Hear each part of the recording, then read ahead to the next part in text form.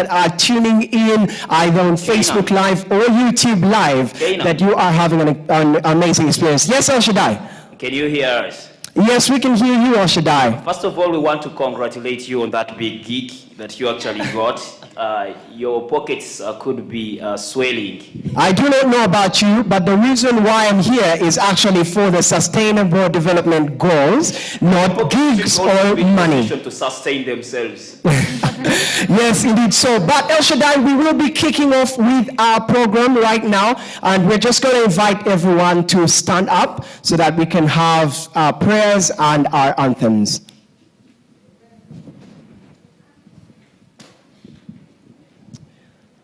Our Lord and our Heavenly Father, we come before you excited and thankful for this experience that we are going to have. We thank you for the Sustainable Development Goals and the Media Expo, the two things that have brought us and gathered us here today. We dedicate the day into your hands, and we pray that we will have an amazing and unforgettable time. In the mighty name of Jesus Christ, I pray and I believe. Amen. Let's just continue with the anthems then. First, the Ugandan anthem.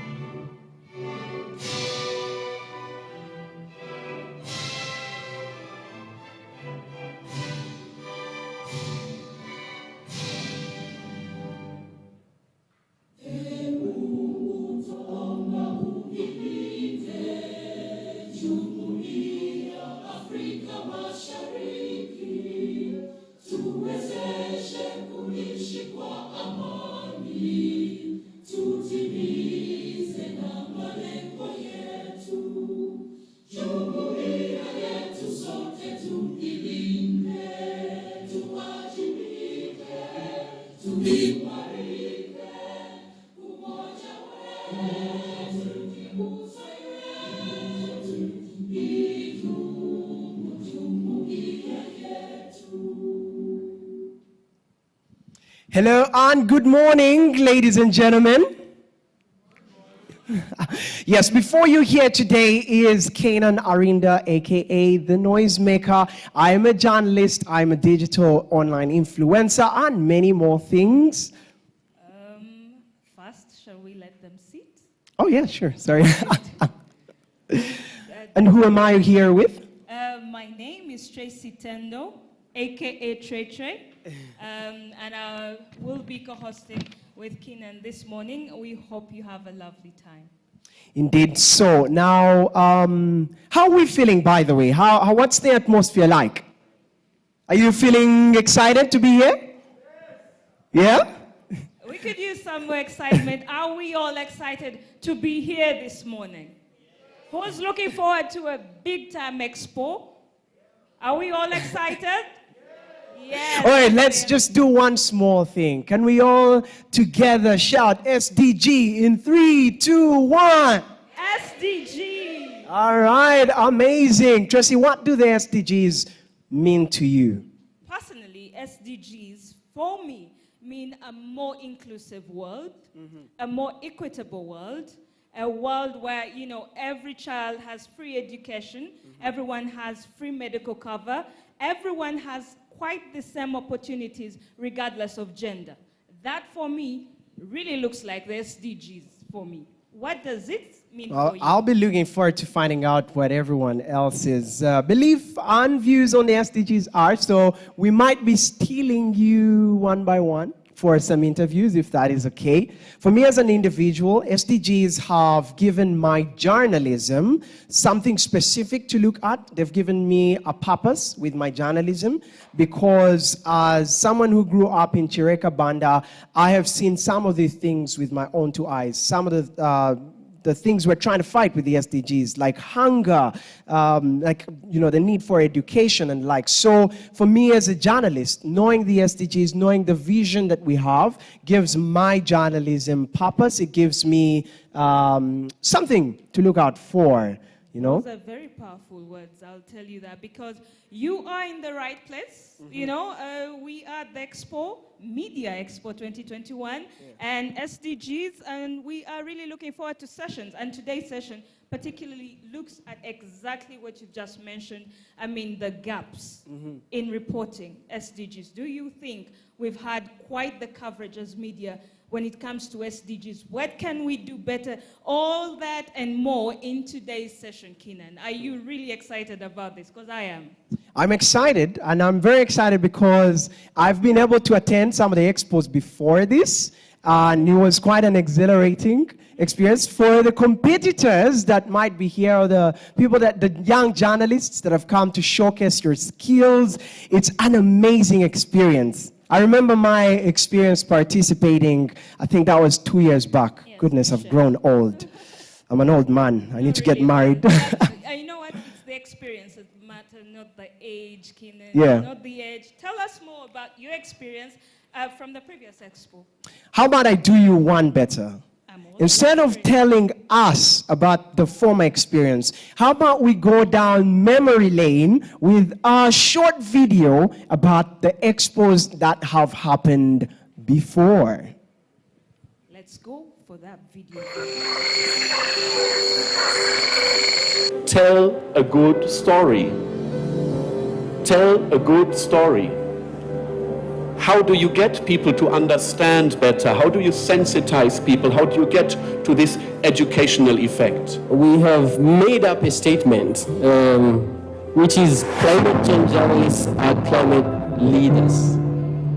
And for us, that is our belief as an organization. Climate change is real, and it's a responsibility for all of us to mitigate climate change. As young journalists, stakeholders from UNDP, Office of the Prime Minister, our partners, you can take that. We want more investment into journalists. We want more engagement of journalists in the national strategic plans for adaptation and mitigation. We want them fully involved, not just as reporters, but as leaders in that area. Is what touches people, is what inspires people. They see refugees like someone who can be begging on the road. They bring only one side of the news. They should do more research about it. I've seen a lot of pictures, newspapers, refugees. Their pics are always the worst. I don't like it. Capture the good side of me. If you've seen something bad in me, yes, fine. Capture the good side of me. We are blessed to be a part of the 2018 Media Expo reporting on refugee edition. And tonight, we will know how to report stories on refugees politely. The refugee protection and management in Uganda is being praised globally. But the refugee response cannot work unless there is a strong partnership from many actors, including the media.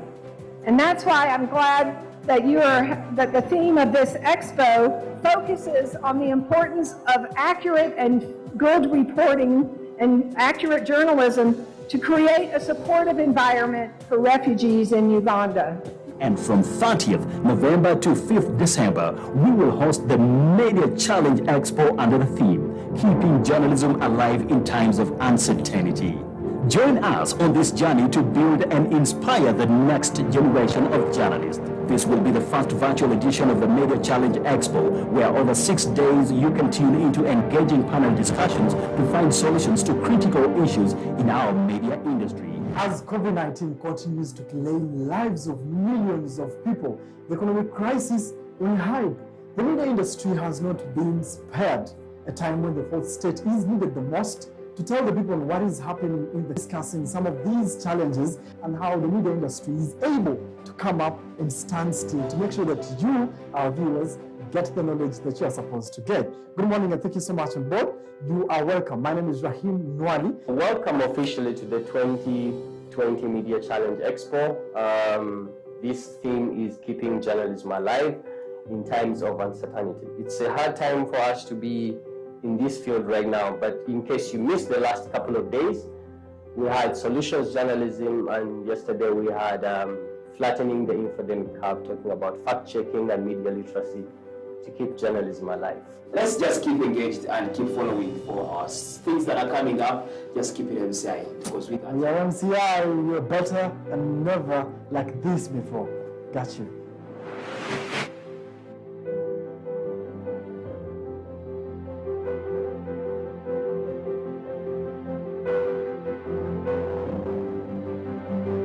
Well, yes, thank you very much. A round of applause.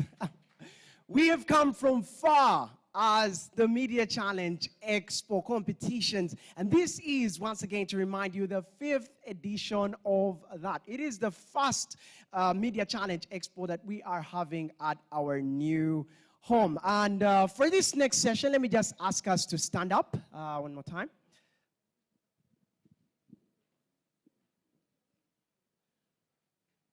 Yes, and for this next session, let me just ask us to take a seat. Thank you. Thank you for being compliant. Well, we... That was one good exercise. Yeah, it was a very good exercise. Yeah, I think, have you noticed one thing about the Media Expos? What is that? I mean, these topics, these themes do keep getting better. I mean, we've covered literally sustainable goals one by one. And in the 2021 Expo session, we do get all the SDGs in one particular Expo. That for me is the highlight. Absolutely, and I'll be looking forward to seeing the different talents, the different showcase of skills that will be exhibited in this Expo. But for this next part, and I'm kidding not this time around, we have a super talented young journalist. He is a lot of things, a radio presenter. He is many, many things, including a boyfriend. And he will be coming here to showcase a skill of his in relation to the SDGs, a young poet by the names of Ishak. And so a round of applause as we invite him over to the floor.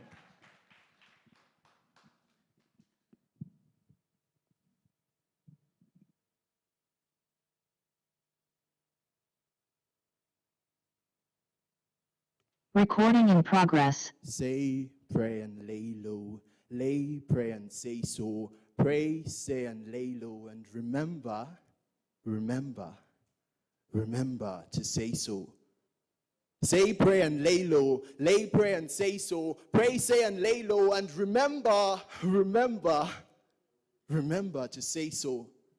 We pray for no poverty. We yea and say, screw you to hunger. We aspire to good health and well-being and raise the fire for equality education. We fight for gender equality, and we need clean water and sanitation as salutation to affordable and clean energy as we crave decent work and economic growth. There should be industry, innovation, and infrastructure for reduced inequalities because we want sustainable cities and communities.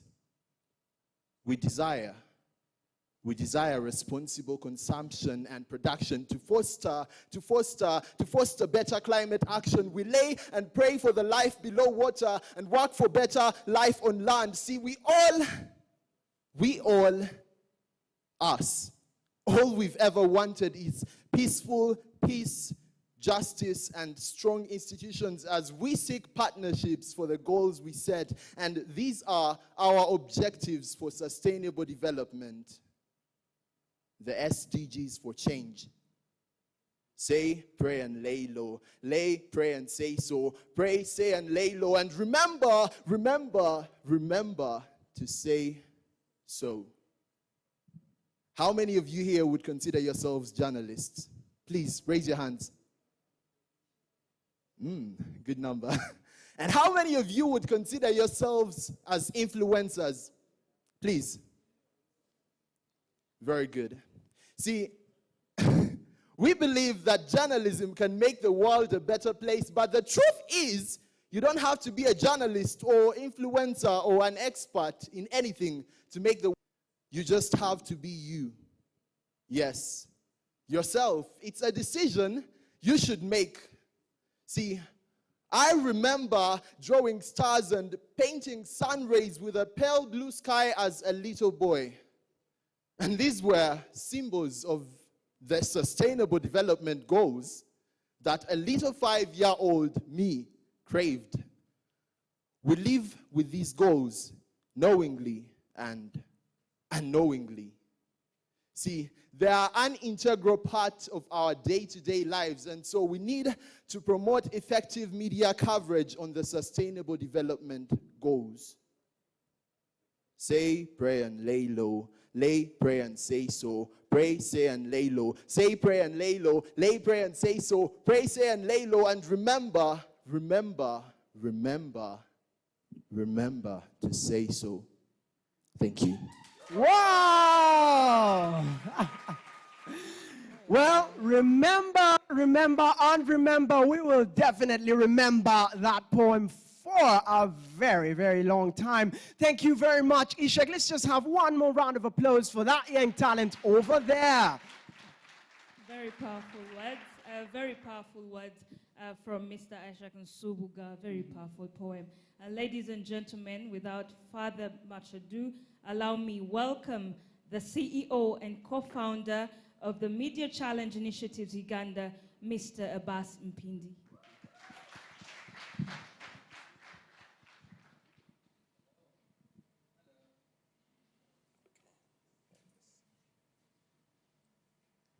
Good morning. Good morning. Good morning. Yes. I don't have a lot of words today morning because we've run out of time, but I would like to take this opportunity to welcome all of you to the Media Challenge Initiative home today. So clap for yourselves. It's a great day to be here. We've lost a lot of people to COVID-19. We should be grateful to life, but also to the fact that we could meet again. So for us, we don't take that for granted.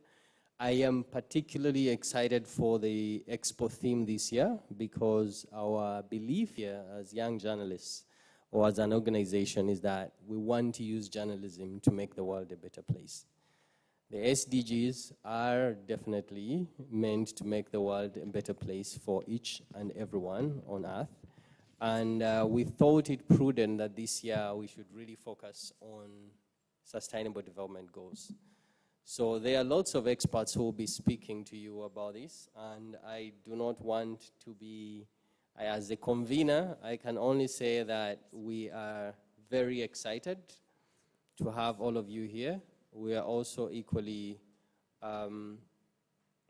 very particular about creating this space in a way that at the end of the day, each one of you as a young journalist, the people who are watching us online, to be able to think about what you're covering, why you're reporting it, and what impact you're going to create through your work. And there are technical people that are going to come here and talk about these SDGs. So I don't want to take a lot of time. I would like to invite Dr. Albert Byamugisha, who is the Senior Technical Advisor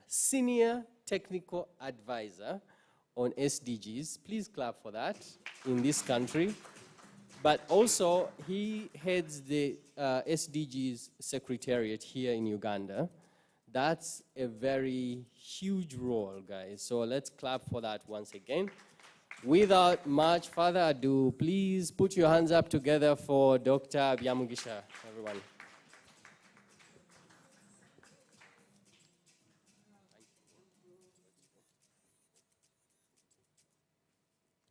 Thank you very much. Do you hear me if I keep on the mask?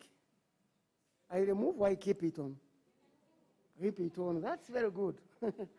COVID is real, and we have to be very careful with it. So thank you very much, Abbas, the CEO of Media Challenge Initiative. Good morning, ladies and gentlemen. Good morning. Our Master of Ceremonies this morning, thank you very much for the work you are doing. I'm already excited the few minutes I have been here. It gives me great pleasure to be present here at the start of this very important training workshop organized by the Media Challenge Initiative. The Sustainable Development Goals in Uganda have a secretariat called SDG Secretariat, which considers the media a very important partner in our sustainable development journey. And indeed, over the last 2 years, we have had very close engagements with the media across the country to raise awareness of the Sustainable Development Goals. The role of the media to this end cannot be overemphasized, and therefore, it is important that you have a full picture of the 2030 Agenda for Sustainable Development, Uganda's implementation journey so far, and the roadmap which is ahead. So let me start off with a brief outline of Uganda's journey since 2016, when, along with other United Member States, the government of Uganda adopted the 2030 Agenda for Sustainable Development and its associated 17 SDGs. So all of you, of course, and as you have heard, we have 17 SDGs with 169 targets and measured by indicators, which are 232. But for the case of Uganda, not all of the 232 are eligible. We only have 201 indicators out of 232 that are eligible for Uganda. So far, we have 104 indicators. These are the data points that we use, that have data that we can use to measure the performance of sustainable development goals. Now, Uganda held the presidency of the UN General Assembly at the time the United Nations countries adopted the SDGs. So during that time, in 2015-2016, Uganda was the president of the United General Assembly. That time, Honorable Sam Kutesa was in New York representing Uganda and as the president of the General Assembly. And that's why, because of that, Uganda is called a front runner for sustainable development goals, because it's our president who hammered. I think you should clap for that. Now, Uganda, after that, Uganda put in place a national coordination framework and later launched a national roadmap to operationalize the framework. So the framework is an institutional mechanism arrangement you can put in place to implement a program, a project, or anything. Because this is a huge program which concerns everything we are doing as a country. So how do we implement it? And as you have heard, of course, some younger people here talking about SDGs, creating poems on SDGs. But as a country, we must have a framework which brings together all of you in the implementation of SDGs. So this, briefly, the coordination framework, here you start with a cabinet, of course, chaired by the executive, by the president. Then down, we have a policy coordination committee chaired by the prime minister, together with the UN and UN agencies participating in that group. And they usually meet once in a year to look at the progress on SDGs. And below that, you have a meeting of permanent secretaries chaired by the head of public service. The head of public service is in charge of all of the permanent secretaries we have, or all of the sectors in Uganda. And they usually meet twice a year to discuss progress on SDGs. And whatever they come up with, produce a report, it goes to the policy coordination committee chaired by the prime minister, and then eventually to the cabinet to look at the performance on SDGs. But alongside, cabinet formed a political core team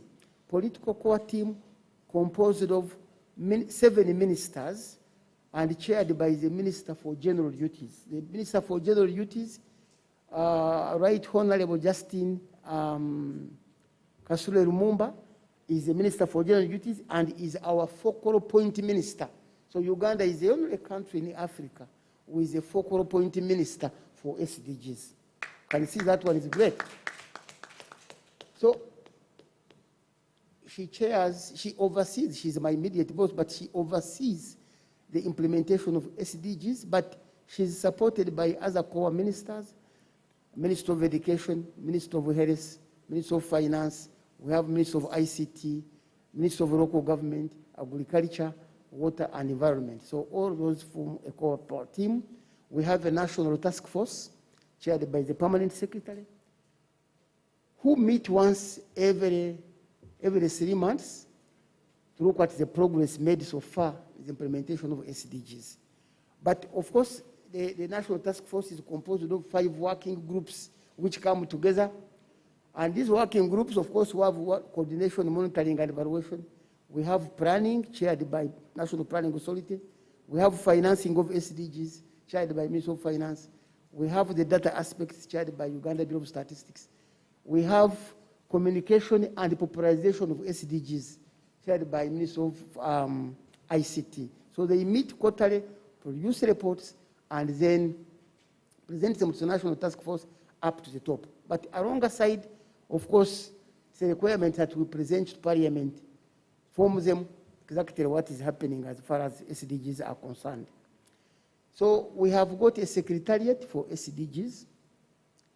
This secretariat was formed by government of Uganda in cooperation with the United Nations, with the United Nations country team of Uganda. So alongside, they oversee the operation of the Secretariat. It is located in the Postel building. This is former Prime Minister's office, 3rd floor. And this is a hub. The work of the Secretariat is to steer coordination in the implementation of SDGs, to coordinate the private sector, the youth, the women, the academia, name it, anyone who is interested in SDGs, like now this group here, the journalists, etc. The SDG Secretariat welcomes you and coordinates you. And if you want any information, definitely you get it there. So we can say the SDG Secretariat is a hub. It is a convergence center for sustainable development goals in Uganda. And when I was invited this morning, definitely I had to put everything aside. I had to come and talk to you as journalists. So we can say that the SDGs are the world's blueprint to achieve a better and more sustainable future for all the people, making sure no one is left behind. So the key principle for SDGs is that no one should be what? Left behind. Now, the goals were put in place as guidelines for addressing the global challenges. And the global challenges, of course, we face in the whole world include poverty, inequality, climate change, environmental degradation, peace, and justice. Those are the key challenges affecting the whole world. And these are areas that are enshrined, which is good news, in our own national and regional planning frameworks. So as you are aware, Uganda has a national development plan, 3, for 5 years. Of course, we have got a vision, 2040, and this vision is implemented in a series of 5 development plans. We finished one, finished the second, and now we are in the 3rd one, which started last year, and it should be ending 2025. So when you look at the National Development Plan, and even, of course, the ruling party manifesto is aligned to the National Development Plan. And our National Development Plan is also aligned to the Sustainable Development Goals Agenda 2030. So when you are implementing the National Development Plan, you are already implementing the Sustainable Development Goals, which is very good for Uganda. Other countries, you find they are implementing 6 out of 17 10 out of 17, but of course these goals are 95% aligned to the SDGs. So we have, however, also faced major challenges. Not least of these, of course, is the COVID-19 pandemic, which has unraveled much of the progress we had made in the different areas, including poverty eradication. He was talking about poverty eradication. We had moved a step ahead in reducing poverty in the most even areas, but the pandemic has made it worse. Then we have zero hunger. There are some families who are without food for 2 days, 3 days. You have heard of that. Zero hunger is still there. Good health and well-being, it is still a problem because of this COVID. Then quality education, of course, you know much about that because most of the schools now are closed and they've been at home for 2 years, and that's a big problem. Then gender equality is still a problem. Decent work and economic growth, of course, because of the COVID curfews and the lockdowns and so forth have caused that much as a problem. So, while this has set us a few steps back, the government of Uganda continues to emphasize that the challenges exacerbated by COVID-19 pandemic can only be solved by implementing the Sustainable Development Goals. So once you implement 17 goals, then really you have solved all the problems we have talked about. Therefore, even as the government continues to find solutions to immediate challenges, the ultimate goal is to stay on track to achieve the 2030 agenda. So this is where now the role of the media comes in. If we are to achieve the goals and in coming up with the SDG framework, the world's leaders were looking for sustainable solutions to the challenges we now see more clearly than ever before. So the government has a primary role of implementing the agenda, but the government cannot do this alone. So meaning that all people at all levels have a role to play. And as a fourth estate, you have an opportunity and a professional responsibility to play a significant role in supporting the monitoring of SDGs implementation. And there is an SDG accountability handbook which has been developed that describes this very role very well. And here I will quote directly from that, what is in that handbook, SDG handbook. It says that the media is not only just an instrument to create awareness about the SDGs agenda, but also play a crucial role in the implementation of it.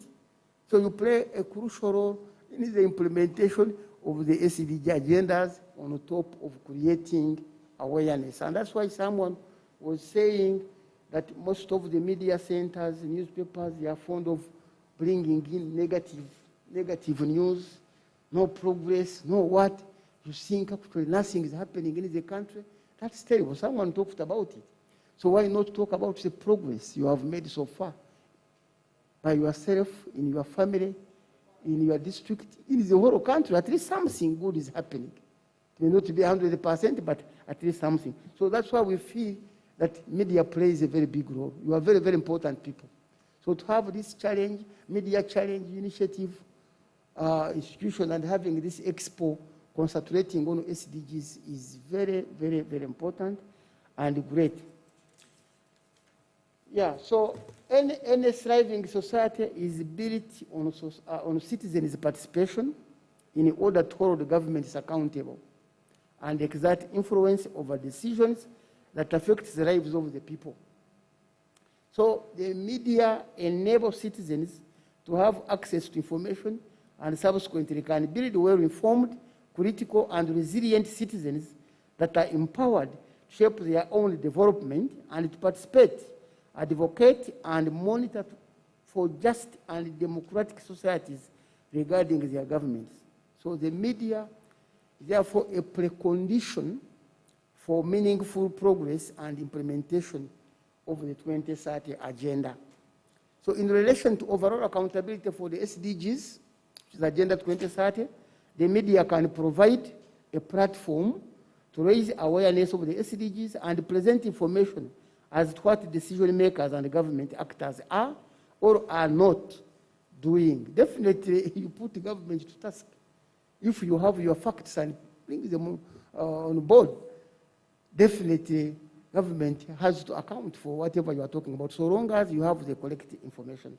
So the media may also be used to promote the SDGs and raise awareness and expectations for credible, inclusive, and participatory follow-up and review consultations. The outreach of both traditional and new forms of media can play an instrumental role in broadening engagement in SDG follow-up and review processes involving people who otherwise may not be able to participate, enhancing the participation of those who can engage. Of course, when you are in the media where you are talking, you can always bring in information and the citizens listen to you and take action, so long as you are reporting correctly. So therefore, as we kick off Uganda's new SDG, we have developed a new roadmap for the next 5 years, which is aligned to the National Development Plan 3. And we are saying as we kick off the operationalization of the coordination framework with this roadmap, it is imperative that all journalists internalize and act on it, keeping their important role in mind. And as we continue to raise the profile of leaving no one behind and reaching the farthest first in the SDG framework, we recognize that these are central themes that run through our own Vision 2040, as I have talked about. So the media fraternity in Uganda has the highest assurances from the Office of the Prime Minister and the SED Secretariat in particular. And I am confirming, and I think I told the CEO, that of course we have a hub, and our responsibility is to steer coordination in the implementation of SDGs, and therefore we are ready to cooperate with you and to assist you where possible, and to take you where you cannot reach. So long as you are talking about SDGs, you are engaging yourself in SDGs, because you are fighting for the people. You are making sure that the farthest person who cannot be reached can be reached. Therefore, using the Secretariat, we can support you there. Not necessarily as this media challenge initiative office, but even you as individual journalists, we will welcome you. We have collaborated and still collaborating with many private sector. We are collaborating with the CSOs. We have signed an MOU to work together. We have the youth coalition. Youth. There were small site organizations of the youth on SDGs. So they have come together and formed a coalition. So we are creating an office for their executive at the Office of the Prime Minister. So you as a journalist, definitely you fit in. You fit in properly. And even if now after qualifying and you are looking for a job and you can report very properly, definitely you can't fail to get where to go. That is the beauty with journalism. So long as you can speak, you have the facts, and you convince people, people will take you there and then. So once again, I thank the Media Challenge Initiative for organizing this workshop and paying due and timely attention to the world's most important common agenda.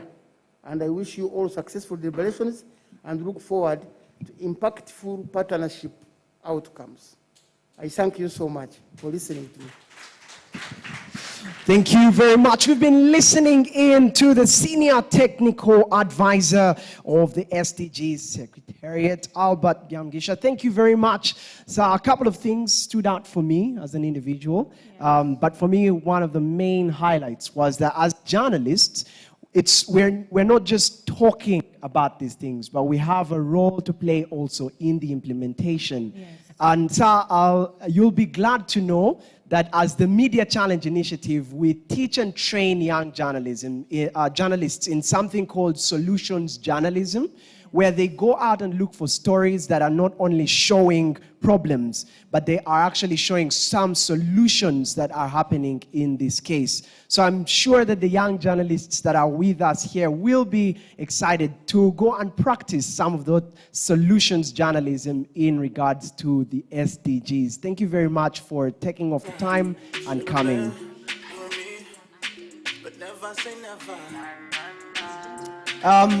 Well, the conversation is still going on. The conversation has just gotten started, and we will be inviting over a couple of experts to come here and continue in that discussion. They'll be looking at the media coverage of the SDGs here in Uganda. What are some of the gaps and how can media coverage be improved?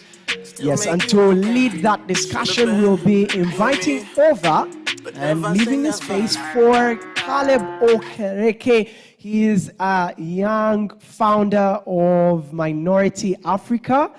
Wow, a young CEO. A round of applause for Mr. Okereke. And he will be the host for the next panel of session. Ladies and gentlemen, stay with us.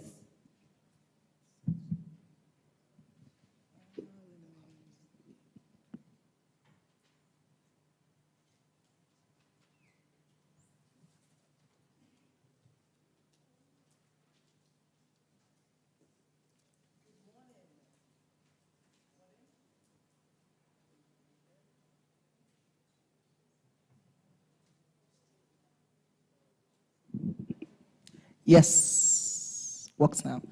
Good morning. Happy to be here. My name is Caleb Okereke, and I'm the founder of Minority Africa.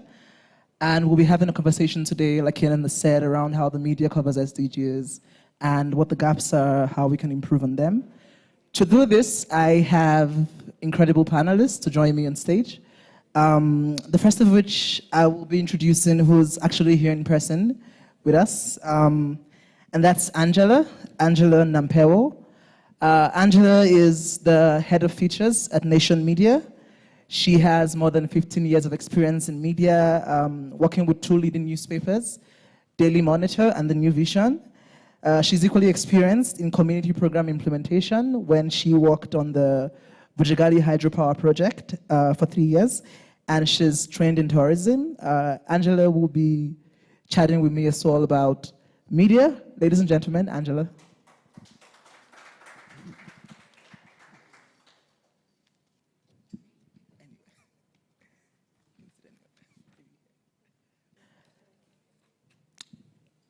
Welcome, Angela. Joining us as well is Mr. Albert Biamugisha, who's just given the keynote. Albert is a senior technical advisor, SDG, at the Secretariat, Office of the Prime Minister. He has more than 38 years of experience driving superior departments and overall leadership, working in the Ugandan government, focusing on planning, statistics, monitoring, and evaluating performance of ministries. Ladies and gentlemen, Mr. Biamugisha. And then online, I believe, we have Eshben Kwesiga, who is the Knowledge Weaving and Influencing Manager at Global Fund Community Foundations, which is an organization based solely on growing community philanthropy globally as a central pillar of people-led development. Eshben was born in Uganda and has built his experience applying deep thinking systems to an evolving development context. Eshben, I hope you're online with us. Hello, yes, I'm online. I'm just having a hard time turning my video settings on, but I'm happy to be here. Okay, great to have you, Eshben. As well online, we have Julius Moussin-Guzi, who currently serves as an advisor and head of communications at the Office of the Prime Minister in Uganda. Before joining OPM, he was a communications advisor with the Commonwealth Secretariat, and started his career as a journalist with the Monitor newspaper in 1997.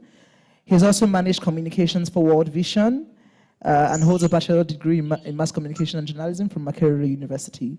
Julius, are you online as well? Good morning and thank you. Happy to have you, Julius. So we'll dive right into it. Now that we're all here, exactly in the year 2015, at a very historic UN summit. Thank you for. Okay, thank you, Julius. Yes, so in the year 2015, at a very historic UN summit, world leaders adopted SDGs, right? They agreed collectively to create sustainable development goals that will replace the MDGs and give it a 15-year timeline.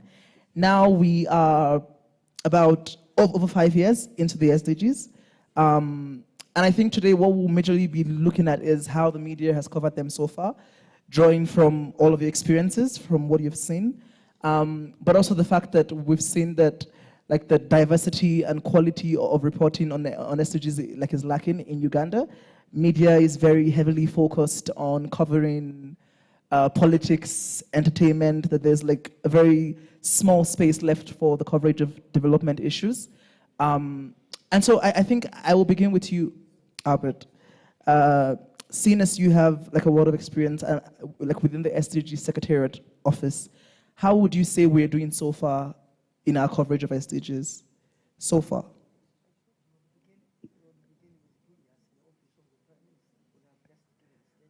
Yes. Okay, okay, that's fine. I also will get to Julius, but I want to start with you because you're here, if that's fine. Yes, so how would you say the media is doing so far in their coverage of SDGs?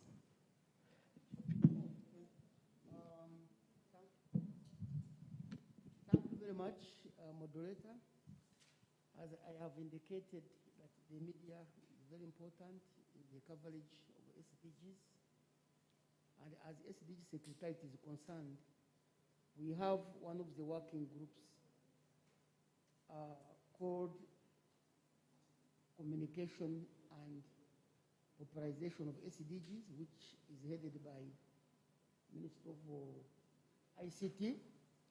But of course, as Office of the Prime Minister, we have media experts, and Julius, who is on this panel, is one of them, and he is advisor on journalism, on communication in the Office of the Prime Minister. But as I have indicated, not much of SDGs has been popularized to the citizens.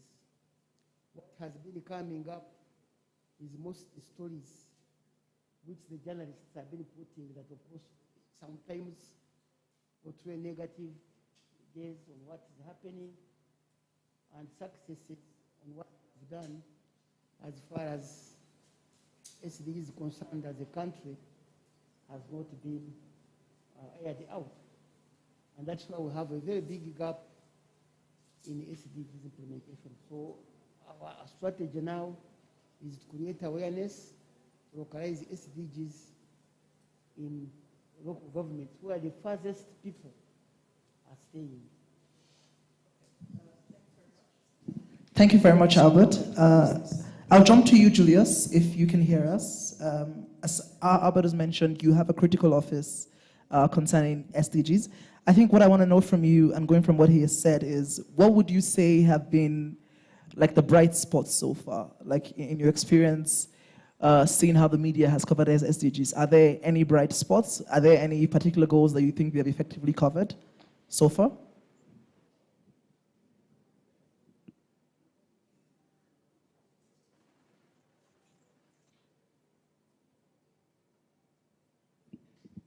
Julius, can you hear us?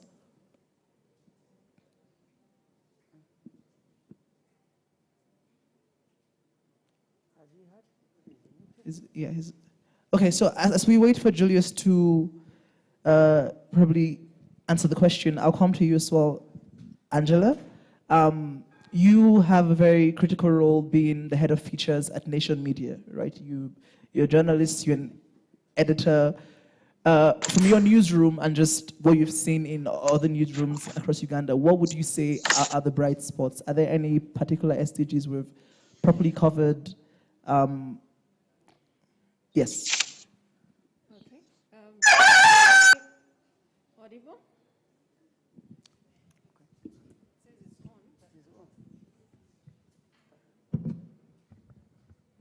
Okay. Is this any better? Okay, this one's good too? Okay. Thank you, Caleb, and a good day to everybody. My role, first of all, I'll start by saying that before I was head of features, I was a writer. I was a journalist, and I am still a journalist, but I'm saying that I was one of those people writing stories. Every now and then, I'm still one of those people writing. So yes, I talk to, and I come to this discussion from that place, from that point. Secondly, we have some bright spots. I think when you come from the top of the SDGs, when you're talking ending poverty, when you're talking ending hunger, when you're talking about good health and promoting healthcare and universal healthcare for all, when you're talking about education, quality education, and I think even up to gender equality, I think we've done quite a good, if you look across at many media houses, you'll find that we cover those particular areas quite well.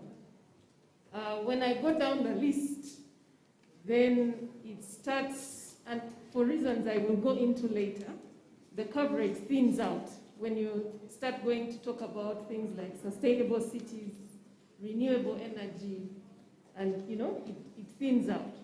We may be covering justice and peace and a little bit more, but we're covering it in a certain way.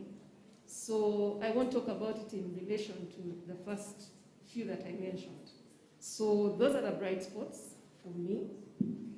I'll go into the details later because even among the bright spots, I think we could do better.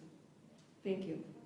Thank you very much, Angela. And it's good that you speak about doing better, because there's this, what I've heard from several journalists as well is the lack of resources, for instance, to do deep dives. And I think I'll jump to Eshben now, who, Eshben, knowing that you've worked a lot in philanthropy and fundraising, do you think, is there a nexus or linkage between the availability of resources and how we're covering SDGs? Is it a case of media houses don't have the resources to cover SDGs as well as they should, or is it a case of even if they had these resources, they wouldn't cover them, just like a debt of interest in general? What do you think, Eshben?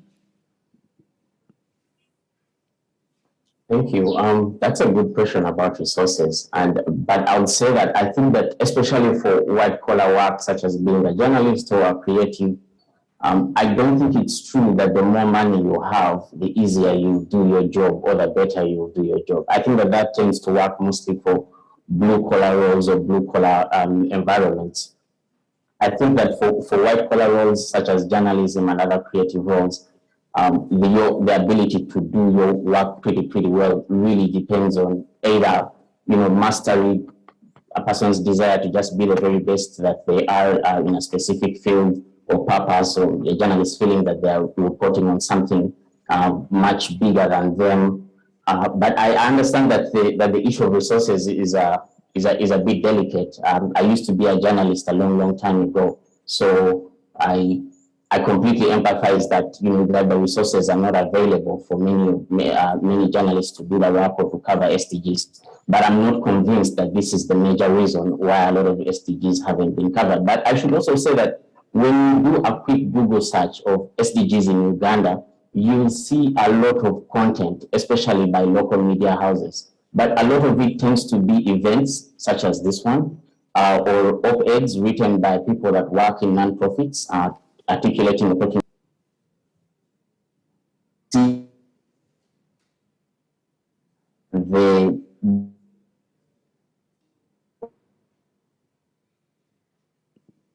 I think we lost you, Eshben. But yes, you raise a very critical point. Are you there? Yes, I'm here. Okay, we lost you for a second. But continue, please. Yeah. I'm not sure what was the last thing you had, but I was saying that there's been a lot of media coverage if you do a quick Google search, and you'll see a lot of work on SDGs, especially for events and opinion pieces. What we don't see are the deep dive analysis or journalists articulating and explaining what these SDGs have to do with us. I think that a lot of the way SDGs are articulated does not connect it to our local context. And I think that these development ideas have to be extrapolated for our realities. Yeah. Very true. And just as a follow-up of what you've asked, how do you think journalists can go around doing less mechanical or event-like coverage of SDGs? What do you think? Do you think that's going to happen with more funding, or do you think it's just, or do we need more training on how to do it? What's the human story behind the data and behind the events we see? And how can we cover that better? Everybody, especially journalists, needs a source. There are issues that I have to work on which I don't properly understand. Like, I have somebody I call whenever I want to understand what's going on with land issues. I see the caterpillar is shooting tweets back and forth about land issues. That's a topic I know nothing about. But I have a contact that I can call, and in a 10-15 minutes conversation, I'll get the inside of the scoop on scoop that doesn't appear in the media houses. So I think that perhaps to improve the quality of this reporting is every reporter needs that person that they talk to who's an expert on an issue, given that we all can't be experts. Thank you very much, Ashburn. I don't know if we still have Julius on. Julius? Yes, I'm on. Can you hear me? Yes, we can hear you very clearly. I think you hold a very important office, and you have very deep insights into how SDGs work within a policy-making framework, but also as a media person. And what I want to skew the conversation to a bit now is particularly the pandemic, right? So in your office and in your experience, how would you say the pandemic affected, if at all, the way the media covers SDGs? Or has it brought about new opportunities for that coverage? Thank you very much. Thank you very much. I want to show you, I was trying to show you my video. And as you can see, I am in the context of SDGs. Behind me, there are some mangoes. And at the back, there are some chickens. So addressing the SDG around hunger. But I will take away the video so that I don't distract the meeting. And first of all, thank MCI and Mr. Abbas Mpindi for this very important challenge that is focusing on a matter that is so close to us and close to the people of Uganda and people of the world. And secondly, to thank Dr. Albert Byamujisha, our resident expert on all matters SDG, and thank you for elaborating and giving us the context within which we are discussing this media coverage. Before I talk about how COVID and the pandemic has affected media coverage or how we do work in the Office of the Prime Minister and government generally, I want to say that when you talk about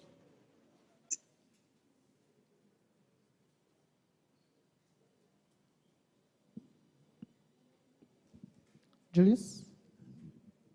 Media coverage, there are some SDGs must inevitably be sustainable media coverage. And what does that mean? That means that covering stories around these 17 goals needs to be a coverage that is not a one-off, a coverage that is not ad hoc, a coverage that is long-term, and a coverage that elaborates issues, just like you've mentioned, that how do you ensure that the media coverage goes beyond, events. So one of the things that I would be looking for, and I look out for when we are looking at how the media in Uganda, and globally for that matter, is covering issues of SDGs, is can one point to some journalists in this country who one can say they have covered a particular SDG sustainably, consistently, and comprehensively.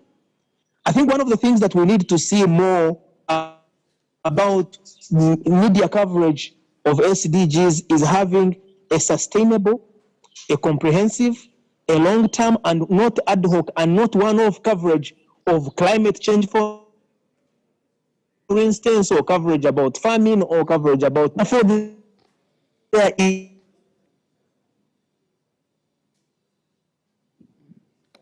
is almost need coverage around it. These are manageable depending on the goal and depending also on the targets. So that is number one.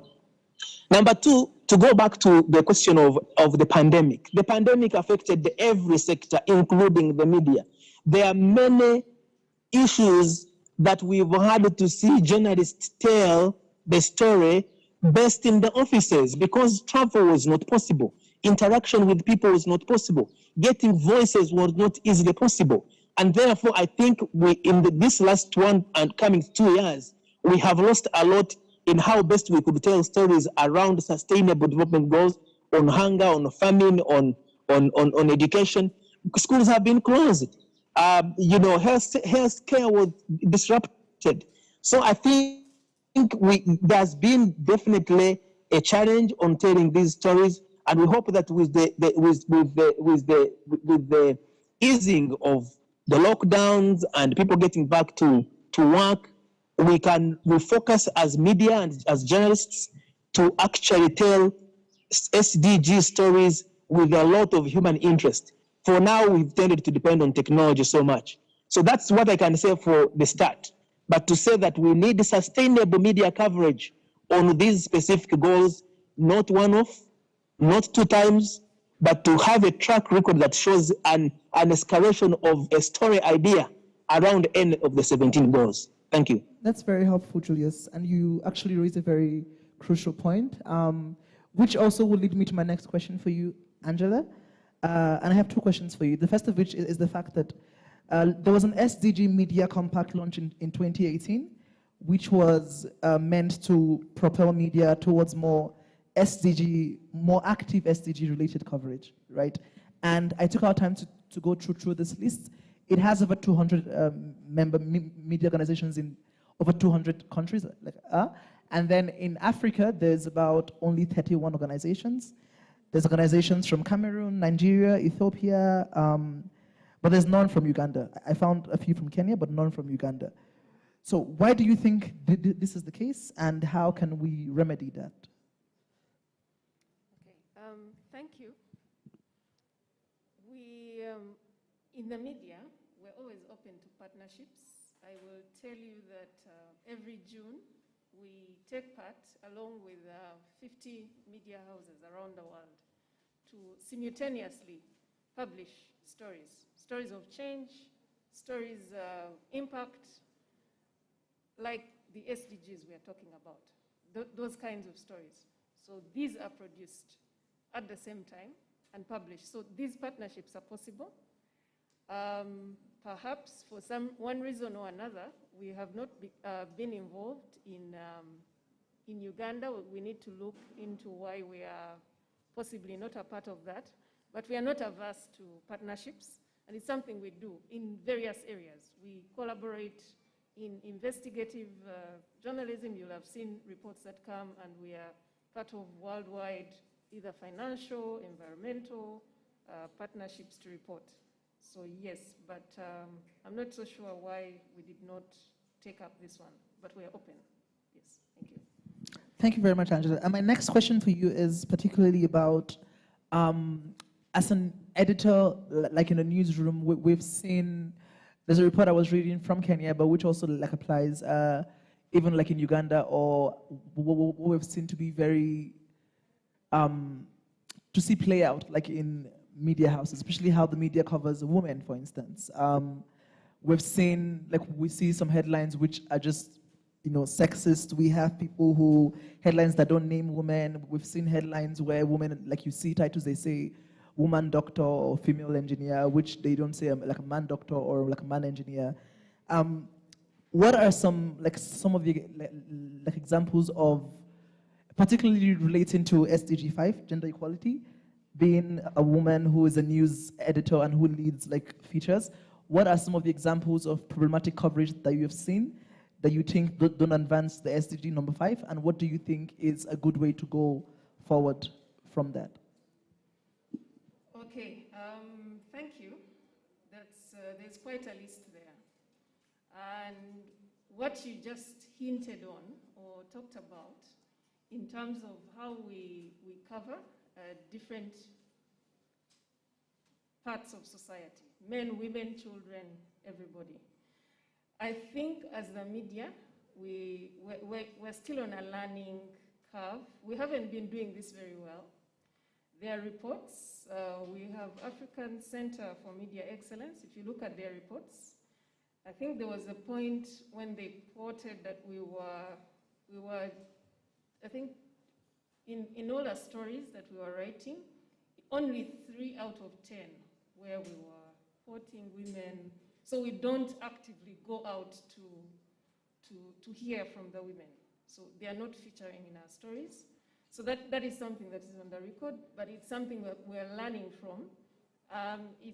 It's been a practice, and not just in Uganda, but even internationally, you'll have media houses telling you that they had to make a deliberate effort and tell their writers and editors, please go out and don't come back and tell us you could not find a woman or you could not find the appropriate person to speak to so that we have balanced stories. So it's a work in progress. It's a problem that's been picked up, like I told you. These surveys and studies have been done, reviewing dominant media, just to see to check how we're doing things. So yes, that has been picked up, and it's been, but it's not the only problematic way of reporting. It's also, we tend to have a slant when we report.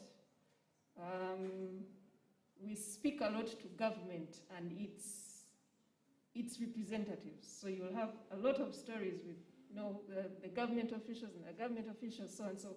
So it's what is called officialdom. So at some point, we had a lot of the stories being picked up, and they said, they just, all these government here, government there, and we're not reaching out to other sectors just to see how to balance this.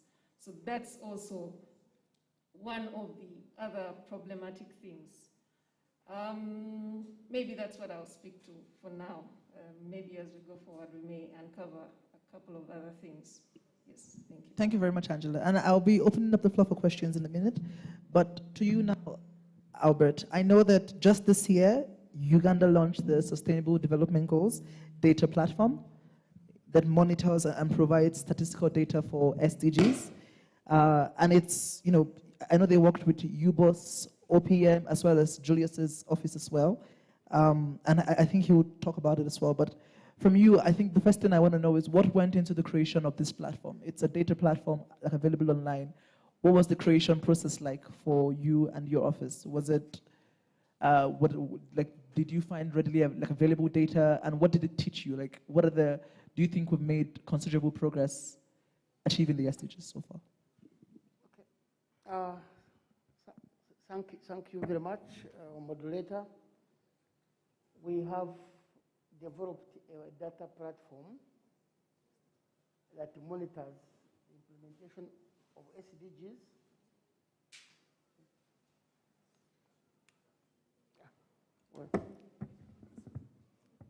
Yeah, in a partnership, this platform is a dashboard which shows the indicators, the data points which we have as a country that we can use to monitor the implementation of SDGs. And as I've indicated, we have 104 data points, 104 indicators which we can measure from the 17 goals. And in a partnership with the African Center for SDGs, which is located in Kigali, we have developed this platform. And this platform, of course, we have entered data for the 104 indicators. And as I have indicated, we have 5 working groups. One working group is the data working group, which is chaired by Uganda Bureau of Statistics. So it is the responsibility of the Bureau to make sure data is collected. Some of it is administrative, and which they have. So once it is collected, it is entered, and then we are able to show the performance of those data points using that dashboard. And anytime you want to know how we are progressing on each of them, you just click a button and then you get it. Thank you so much, Albert. I'll turn to you now, Julius, if you're still online. Just jumping off from Albert's answer, and I know your office was involved in the creation of this data platform as well. What would you say is the importance of platforms like that as an accountability tool? That's my first question for you. And part of that is also, have you seen or do you think this data is being harnessed by particularly media organizations? Julius? Thank you very much again. And just before I get to that particular point on the platforms, let me actually address the platform. The platforms are platforms. How we use them is really the issue. But let me just make a point on covering SDGs, because I think our young journalists that are in the room and those who are following need to appreciate that covering SDGs is not meant to be a business as usual approach to reporting issues. Yes, we have been covering stories around climate change, for instance, or nutrition for that matter, all these other elements in the SDGs.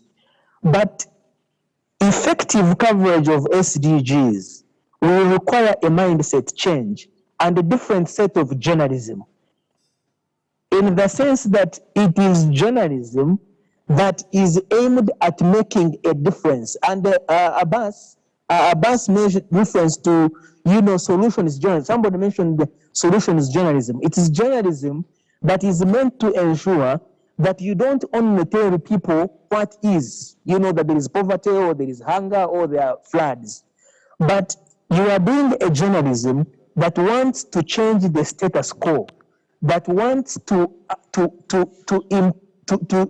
get the actors, the policy makers, the decision makers, the people themselves to be mobilized to do something to change the situation for the better. Because if we don't tell the stories in a manner that mobilizes communities, that mobilizes leadership, that mobilizes individuals to do something so that we get a different result, we will reach 2030 and find that we are still talking about SDGs, but we don't see them on the ground. And therefore, the media itself will need to do some self-reflection. Editors need to do some self-reflection in the sense that when you send out a reporter to do a story, what did you ask them to look out for? And most importantly, what questions did you ask them to ask? And what is the purpose of that piece of story that they are writing? Is it only for naming and shaming? Is it only for sensational headlines that sell the paper? Or is it a reporting that somebody will watch if it is TV, or listen to if it is radio, or read if it is in print, and say, I have my Rubimbi, I have my piece of work cut out, because I have seen that to be able to move from point A to point B, I will need to do this. So it is journalism, it is media work that empowers communities and empowers people to do something to change their situation. So that's the first point where I wanted also to add before I speak to the issue of the platform. The platform, yes, indeed is there, but now really it is to make sure that it is meant to be a collection point of data and to inform reporting, to inform decision making, but we need to make it more accessible. We need to popularize it so that the people that need to know about it know about it. That's most important. We need to make sure that the information that is put on that platform is credible, is reliable, and can be used to make solid decisions by those who need to make those decisions. Thank you. Thank you very much, Julius. Very strong points you've mentioned about accessibility, which also moves forward to my next question. I don't know if we still have Eshban on, but I think it's a question that both Eshban and Angela can answer as well. But Ashburn, if you're still on, what Julius has said about accessibility, I've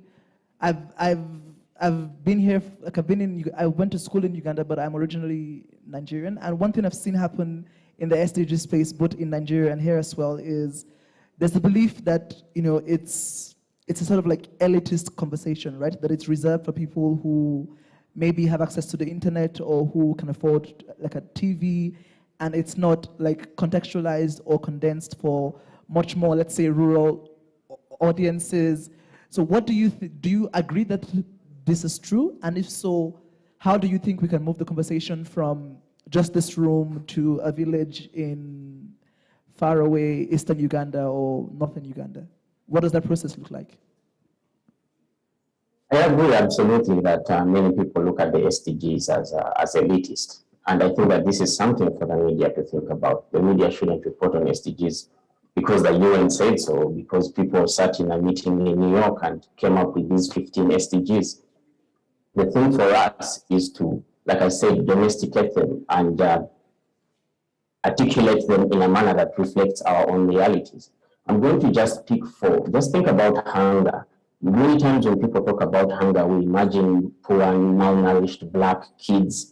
But really, in this town, there are many people with smartphones who go to bed hungry on several nights. So I think that as the media has to think about how to report this issue, not as a UN issue, but as a human interest issue that exists within our communities. When you think about gender, if you look at the top 20 taxpayers in Uganda, all of them, their CEOs, all of them are men. That's a gender issue.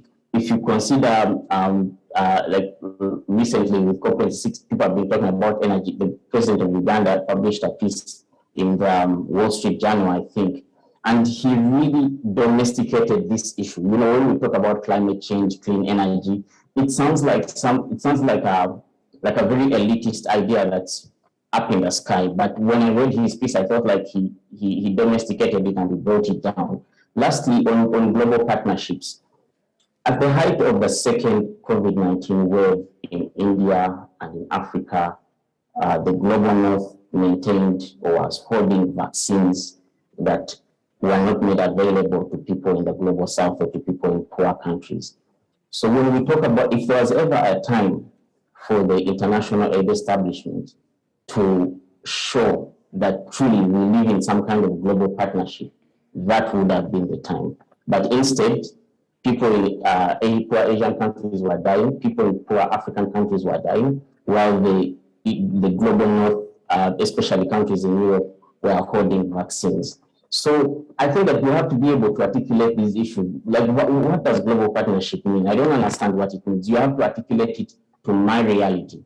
So yes, absolutely. There are many people who still look at SDGs as fairly elitist, and the onus is on the rest of us who talk about SDGs to articulate it in a manner that people understand. Thank you very much, Julius. Ashburn, sorry. Thank you very much, Ashburn. Those are very, very strong points. I think now I'll cross to you, Angela, because Ashburn has talked about the condensing it to a much like in a language that people understand. But what would you say that looks like in practice, especially because you work in a newsroom? What does taking this language to people, or what does bringing SDGs to a much more local context so anyone can understand it look like in practice? Thank you. My mic, I don't know if it's any good, but if you can hear me from this one, that's fine. So what would it take? What does it look like to put SDGs in the local context? I'll tell you for sure, one of the hardest things after my 15 to 20 so years in the newsroom, one of the hardest things is to simplify. Journalists always have the instinct to, use fancy words or adopt the fancy words that the technocrats used. And I think this has to be a partnership between the Dr. Albert Yamugisha and his team and the journalists. When people come back and they are giving feedback in the newsroom, I always ask them if they understand what they are. I want them to speak to me and see if they actually understand what they themselves are reporting, because you have no business telling others what you don't understand. So it is something that we need to work on from both sides. It goes back to the training. I think we have maybe a generation, a young generation of writers and editors who may not see the value of simplifying like that. But from the newsroom of old, we always said, keep it simple. Keep it simple was so when you get this story about SDGs, we need to break it down. And because of this lack of breakdown, it shows in where we're actually publishing the stories. So the elitism will show you that most of the stories we are publishing, for example, are commentary. When I looked at over 400 stories, we have a lot of commentary by UN officials, government officials, NGO, because they're the ones who understand these things, they're the ones who write about them. We sort of leave it to them, and we're like, okay, you go ahead and write your things. So there's a lot of commentary going on. There's, we do a lot of event-based journalism, like here, we come, the minister said this, the president said it, the UN resident coordinator said it, and then we pick it from there, tweak it a little bit, but we don't do so much. I think our local media, the ones that broadcast or transmit in local languages, are slightly better than the English service, because when you look at what they do, they actually break this down. You look at the local language service, and they are trying, and I think we need to work more. I've seen that the SDGs were translated into 10 local languages. They are now 13, I'm corrected. So I think we need to work more with the local language media, just because they have a big audience, but also many of us think, regardless of where we've been and studied and everything, we still think in our mother tongues anyway. So let's try that as well, because those media actually do a very good job when they come down to it in simplifying, something that we're having a hard time, because English is our second language. So when you put me to task to simplify some of this, what I prefer to call NGO speak, if you're not a very good and literature, you've studied, you may have a hard time, actually, even you as a reporter, unless you have certain skills. So it's something we need to handle in partnership with the people who are generating this information and us who are transmitting it to the public, to make a concerted effort too. But right now, it's not looking good. Like Eshban said, it still needs a lot of work.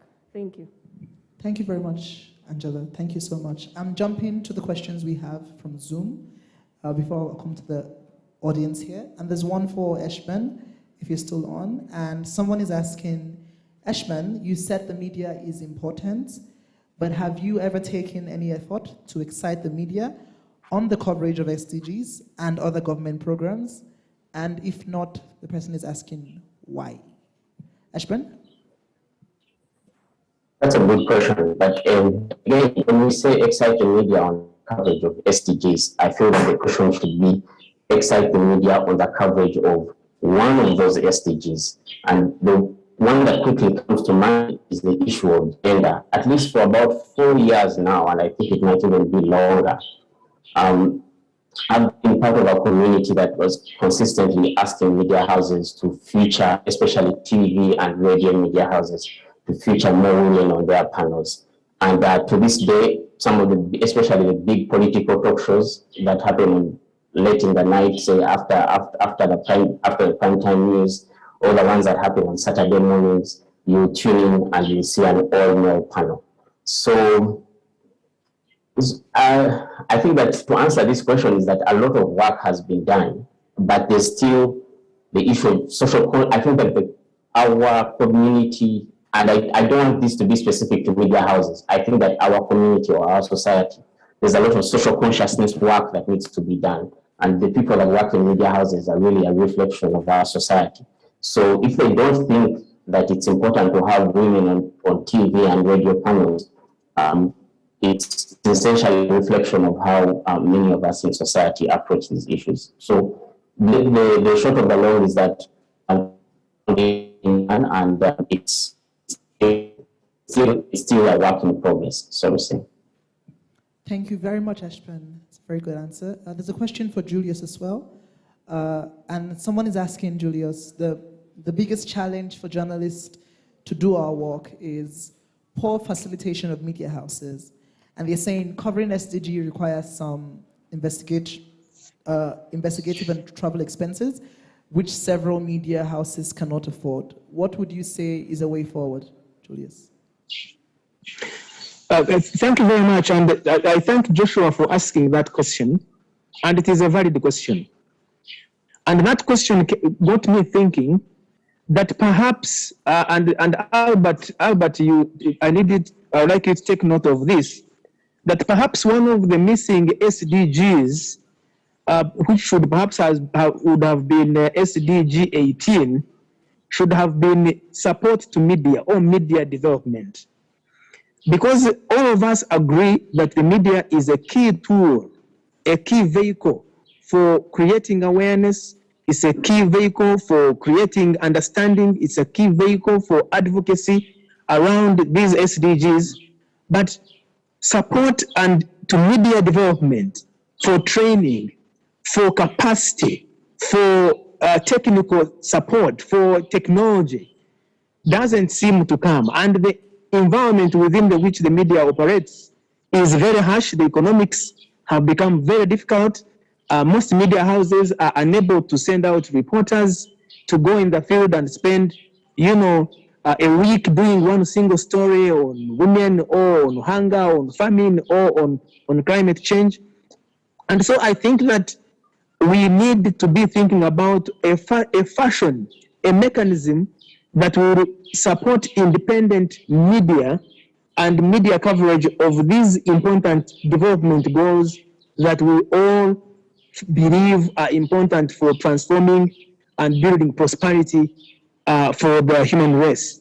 So what would be the mechanism and what would be the forum that would best provide the facilitation, the support, and that's what Joshua is talking about, to the media, to media houses, to be able to tell stories comprehensively, to take time. Angela will tell you, I mean, if they are hard to reach places where media houses cannot afford to reach. How do we ensure that without compromising journalism, the journalists are able to reach these places and be able to tell these stories? So I think one of the things that this Media Challenge Initiative is doing is actually doing precisely that. You are building the capacity by giving skills to these young journalists on how to tell these stories. But beyond the newsroom,